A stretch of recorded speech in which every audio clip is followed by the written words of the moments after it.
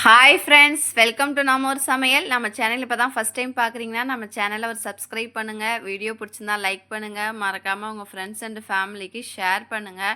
இன்றைக்கி ரொம்பவே ஈஸியான ரொம்ப டேஸ்டான ஒரு இடியப்பம் சேமியா தான் நம்ம பார்க்க போகிறோம். வீட்டில் இடியப்பம் வந்து நமக்கு மிஞ்சிருச்சு அப்படின்னா, மார்னிங் செஞ்சது மிஞ்சிருச்சு அப்படின்னா நைட்டு சீக்கிரமாக இந்த இடியப்பத்தை செஞ்சு சாப்பிட்டு பாருங்கள். ரொம்பவே டேஸ்ட்டாக இருக்கும்.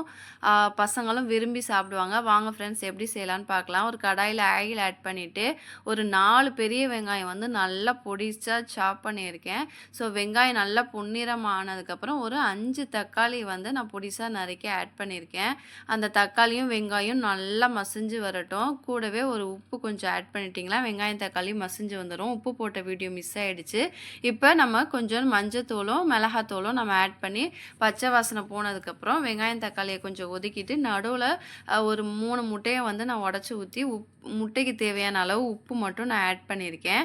இப்போ நல்லா அதுக்கு இடையில வந்து இடியப்பம் வந்து நம்ம இந்த மாதிரி பிச்சு எடுத்துக்கலாம்.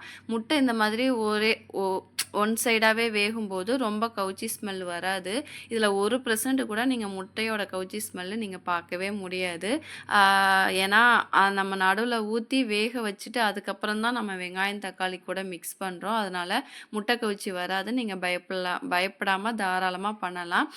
இப்போ அது கூடவே நம்ம இந்த பிச்சு வச்சுருக்க இடியப்பத்தை ஆட் பண்ணி ஒரு ஸ்லோவில் வச்சு இந்த ஒரு 5 மினிட்ஸ் மட்டும் கொஞ்சம் நமக்கு கஷ்டம் மாதிரி தெரியும். ஏன்னா இந்த இடியப்பம் முட்டை வெங்காயம் தக்காளி எல்லாமே ஒன்று சேர வரணும். இடியப்பத்தை லைட்டாக இந்த மாதிரி கரண்டியை வச்சு நம்ம நல்லா கொத்தி விடும்போது இடியப்பம் எல்லாம் பிரிஞ்சு வந்துடும். ஏன்னா வந்து இடியப்பம் ஆல்ரெடி சாஃப்டாக தான் இருக்கும்.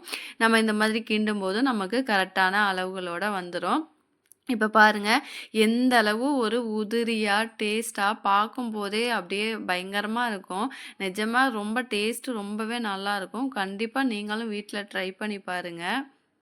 நீங்கள் ட்ரை பண்ணி பார்த்துட்டு இது எவ்வளோ டேஸ்ட்டாக இருந்ததுன்னு சொல்லி உங்களோட ஃபீட்பேக்கை எனக்கு கமெண்ட்டில் சொல்லுங்கள். லாஸ்ட்டில் கருவேப்பிலை கொத்தமல்லி ஆட் பண்ணிக்கோங்க. அப்போ தான் ஃப்ளேவர் நல்லாயிருக்கும். நீங்கள் ஸ்டார்டிங்கில் சேர்த்தா நல்லா இருக்காது.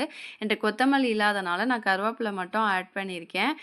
இந்த வீடியோ பிடிச்சிருந்தா ஒரு லைக் பண்ணுங்கள், ஷேர் பண்ணுங்கள். மறக்காமல் உங்கள் ஃப்ரெண்ட்ஸ் அண்ட் ஃபேமிலிக்கு ரெஃபர் பண்ணுங்கள். வேறு என்ன வீடியோ வேணும்னு சொல்லி எனக்கு கமெண்ட் பண்ணுங்கள். நான் கண்டிப்பாக போஸ்ட்டு போடுறேன். பாய் ஃப்ரெண்ட்ஸ், நெக்ஸ்ட் வீடியோவில் பார்க்கலாம்.